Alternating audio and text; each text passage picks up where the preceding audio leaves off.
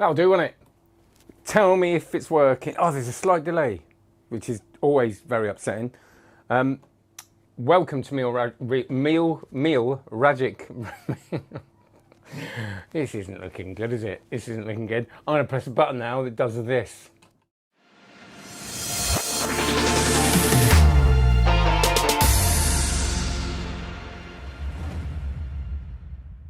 That's better.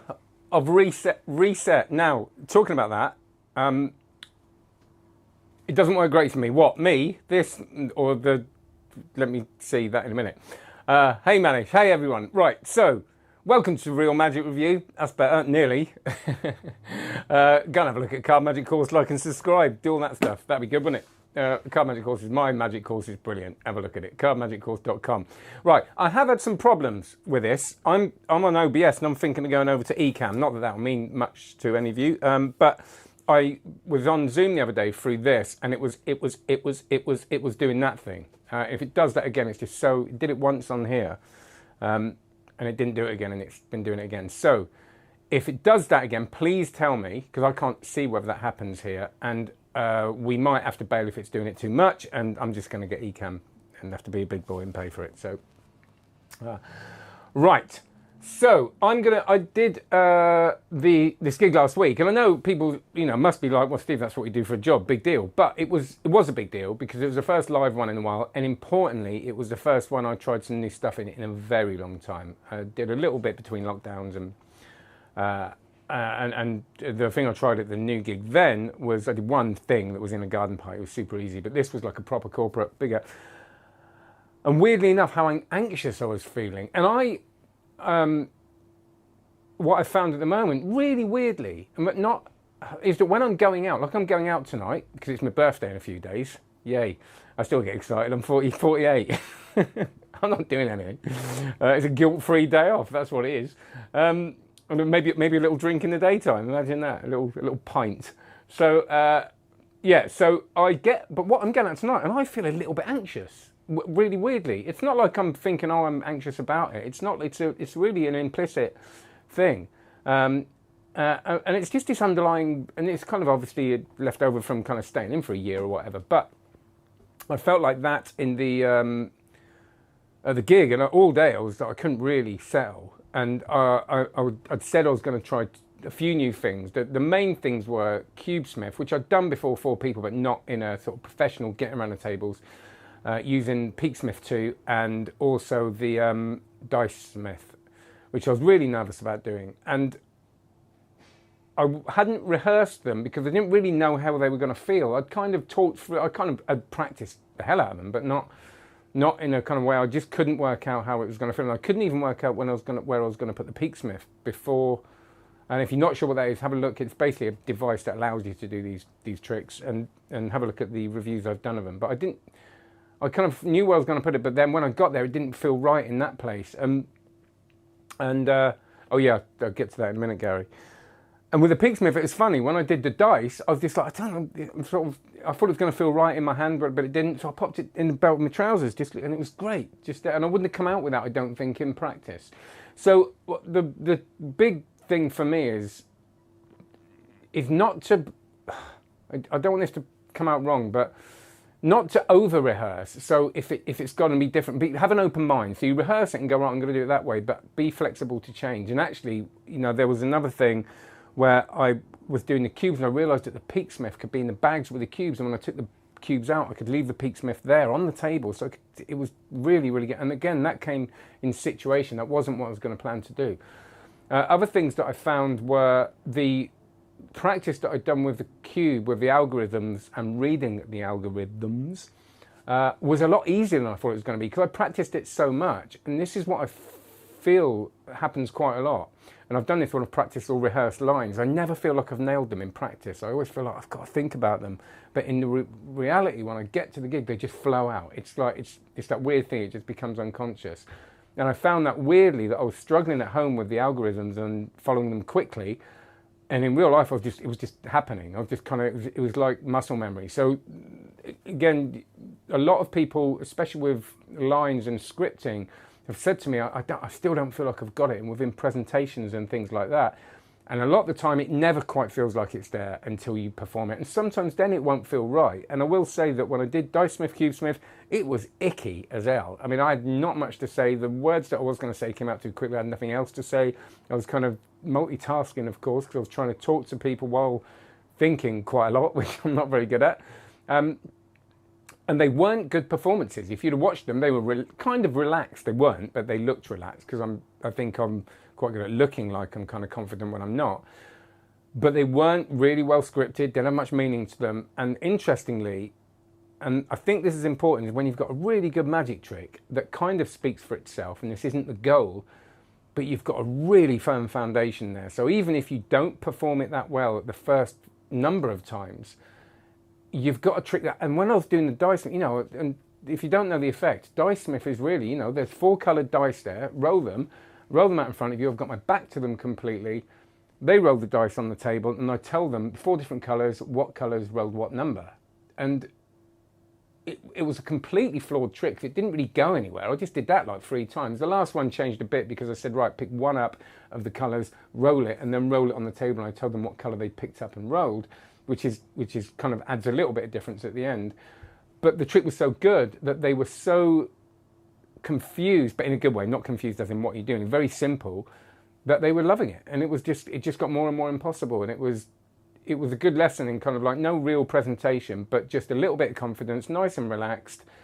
Again, not really, and just talk them through it. And you know, I left that, I want to go and all that kind of stuff. And again, with the cube, sometimes I didn't have things to say, and there was a bit of dead time, but I just said, I'm just really concentrating here. And the end was so strong. And both tricks, because I practiced them a lot, I'd forgotten how strong they were. And I think this happens with a lot of magic. That we get a trick, we get it back, we practice it, it becomes real for us, we become familiar with it. Familiarity breeds contempt, and we kind of forget actually how it looked the first time we ever saw it. And you see in the eyes of people, it's a really refreshing thing. You kind of go, oh yeah, this is really good, isn't it? I kind of forgot how good this is. So I felt really good. But I will say, the first 3 or 4 tables, I was all over the place. I mean, really all over the place, because I'd had it in my head. I'd worked for this company before, and I had it in my head that it was going to be quite relaxed. Always a lot of people, but it was in a marquee outside, and the tables were really spread out. And I knew I wasn't going to get around everybody, so I kind of said to the client, I'm just not going to get around everybody. There's just no way it's going to happen unless I do like 1 minute at each table. They were cool, so it took the heat off me a little bit, and I just relaxed and kind of got on with it. So, and what I did the new thing, and I said to them, look, I'm going to do something new. So can I try something out? And then I'll finish off with my stuff that I know I'm doing. They were all like, yeah, great. So I felt really good afterwards, and it was a really nice thing to do. I still don't know whether I don't want to be driving around the country or whatever doing gigs. I'd rather do lectures and conventions and things like that these days. I'm getting old. But it was lovely, and it was good to work in that new stuff, which I want to put some of that in my show as well, so it felt good to kind of make it work. Just see if I've got anything else I was going to say. No.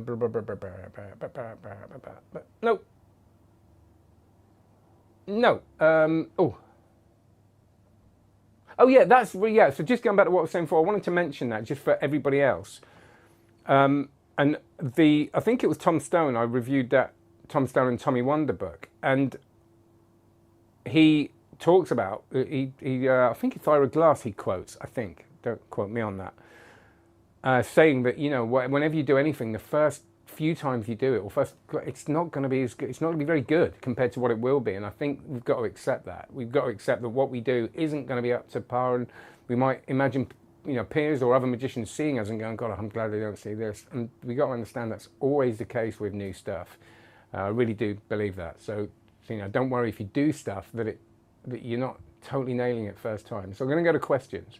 Tom, did a few card tricks, family gathering, failed at each one. I do it all the time.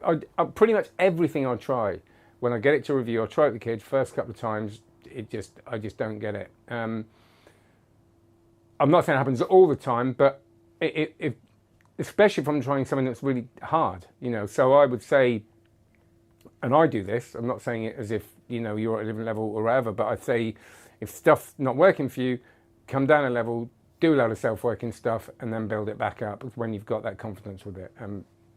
So it's unfortunate, it's part of the process of what we do, failure. And actually, it's really good to get used to it, because then we get more confident when we realise it's not the end of the world, and that's when we start succeeding. It's a kind of, for me, it's that process. Does anything work anymore? No.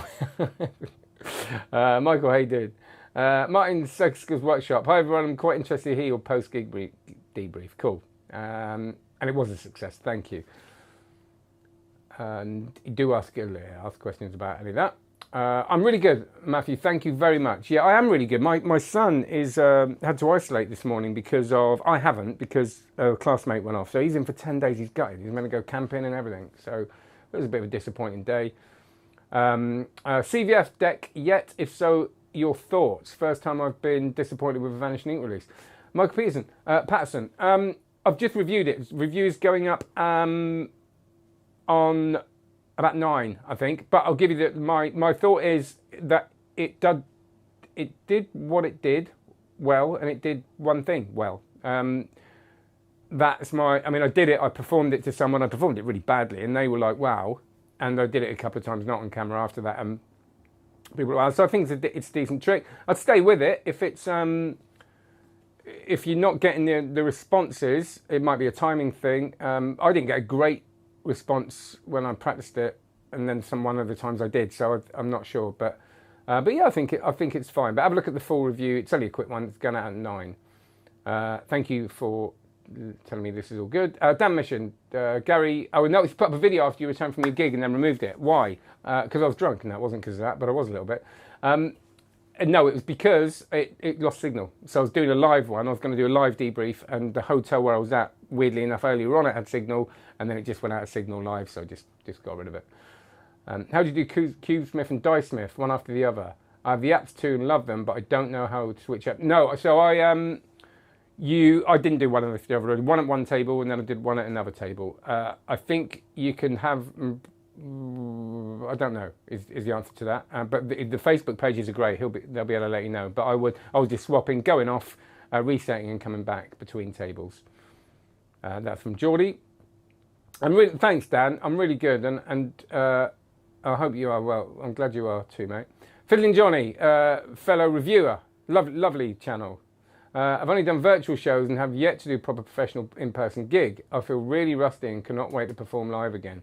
Lots of new material I want to try out. Yeah, and I am rusty, and I think that's it. Just embrace the rustiness. They don't know.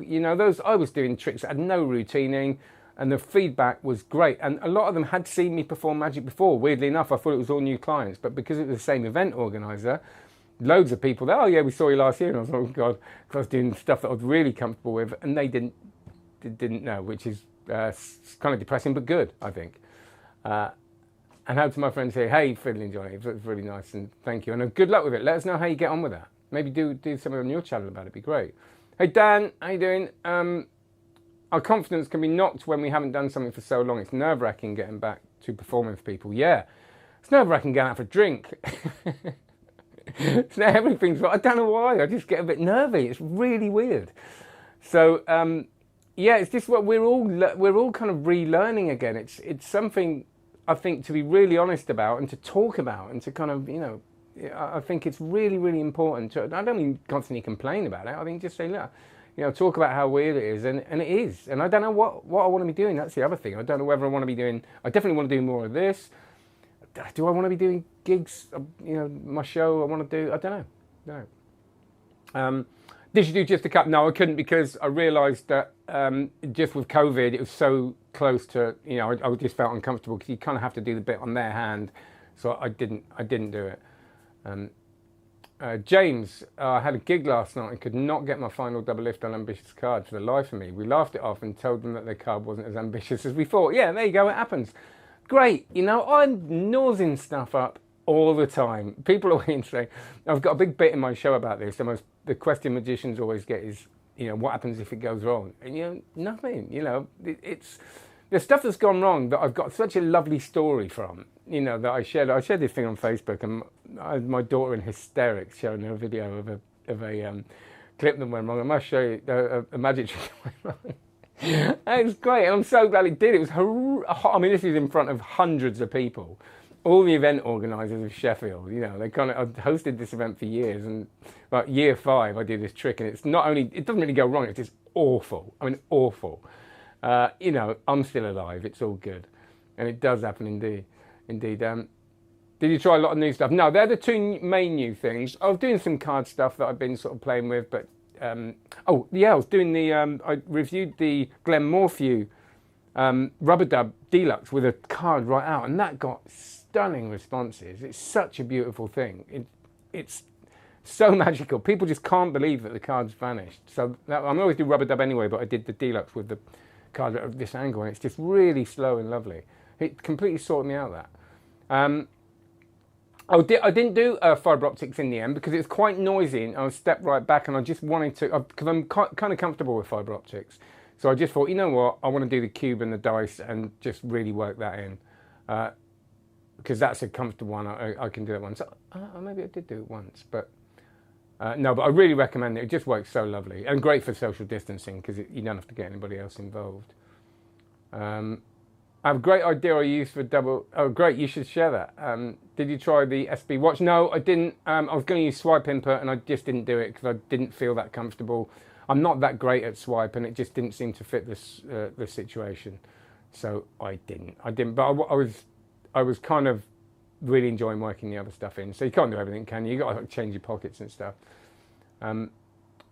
Yeah. So you don't. You can DM each other. I'm sure, and don't know how you do that on here, but there you go.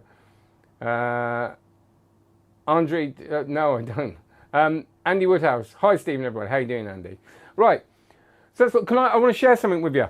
I got these cards. I thought I'd show them to you, and I'll take them out of the box in front of you. I don't know why, because that's what people do in it. They unbox cards. So this is from Cypher. Now, I'm going to do a few juggling stuff reviews. I've recorded some reviews of juggling equipment because I've had so many questions about it when I've put stuff on social media. So I've got some beginners juggling equipment, but is still good for intermediate and pros that I've been sent that I'm going to review. So look out for those reviews and do watch them, even if you're not into it, because I think it's a lovely thing.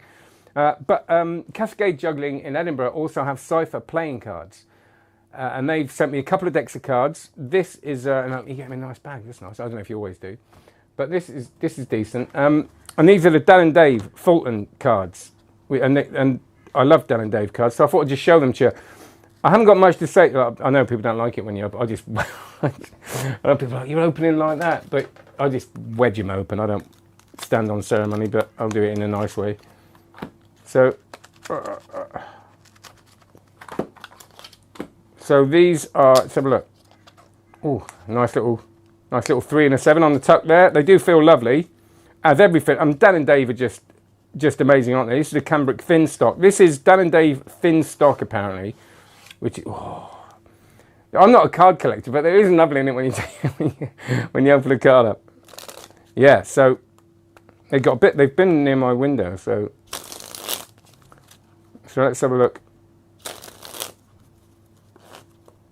So there you go.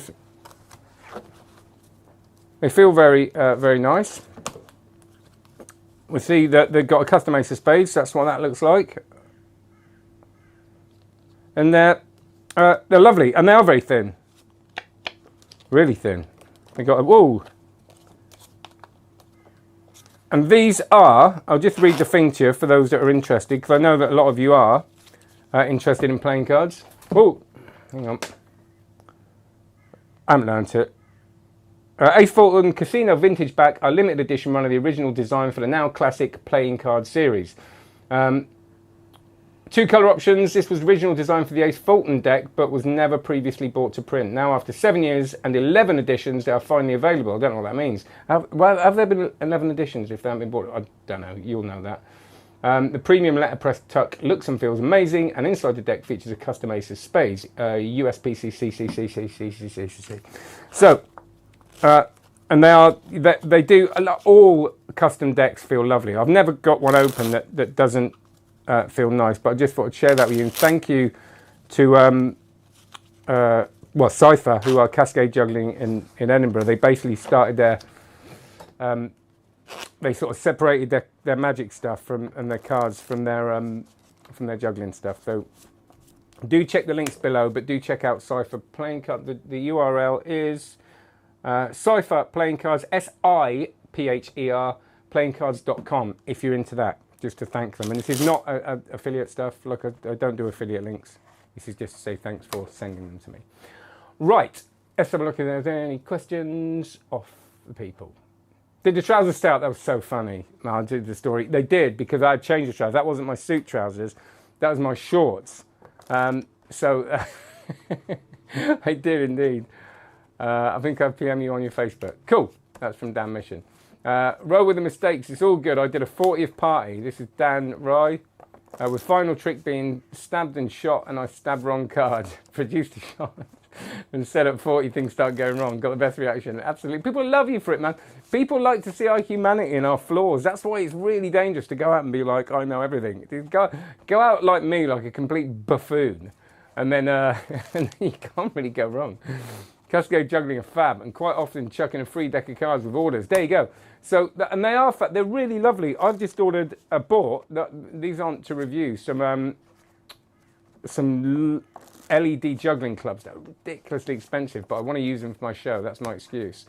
So again, look, watch the juggling stuff when it comes out, because I think it's such a, I've said this on the review of the first one, it's such a lovely thing to do with magic, because magic's very much kind of here, and to use almost like the same skills, it's kind of the learning and kind of learning something difficult. It does feel like a similar process, but being up and moving your body, I think really is nice, because then when I go back to magic, I feel like I've had a little bit of a workout. It's totally brilliant for my mental health, juggling. I just love it. I've got out of it for years and years, a bit like magic, but even more years, and now I've really rediscovered it. So, right, I think that's it. There you go. Too much rambling, probably, but last orders for any questions. Now, Mex there. I've got a little lounge bit on the Discord server, the People's Palace of... Here we go. The People's Palace of Prestidigitation. Have a look at that. The link will be below at some point. I'll forget to do it, and then Mex there will remind me. I keep forgetting to put it on. I think I've done it on the other one that's going up tonight as well. I'll try and remedy that in a minute. But have a look at that. You can discuss the channel there. You can ask me questions on the channel. And it's a really cool little server. Everybody's very nice and everybody's very chatty on there, and it's been lovely. So have a look at that. Right, I'm going now, because you haven't asked any more questions. Have a great one. Thanks so much for being here. I'm going to do a live session now. Just call it PPP, mate. Yeah, I know. I don't know about Sans Mines. I don't know. I think they are, aren't they? They said it was over, and then it was. And then I saw they released a couple of things. And actually, you know, Sans Mines had a few. They get a bad rap. They had a few quite nice things actually. And those Armando Lucero DVDs are stunning. They're amazing. I watched some of the first one the other day. Matt, he, you know, learned a great deal. So again, have a look at them. I think they're great. Right. Thanks, Steve. Lovely. Can't wait to be back performing. Nice one, Philly and Johnny. Let us know how you get on. Take care, everyone. See you later. I'm going to awkwardly fiddle around here, and have a great one. Cheers. Bye.